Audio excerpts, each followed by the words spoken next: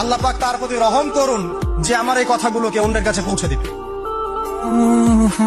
এরপর নবীজি বলছেন, জেনে রাখো নিশ্চয়ই তোমাদের পরস্পরের, মুসলিমদের পরস্পরের সম্পদ, পরস্পরের রক্ত, পরস্পরের এই যে জান মাল ইজ্জত, এগুলো একে অপরের জন্য হারাম।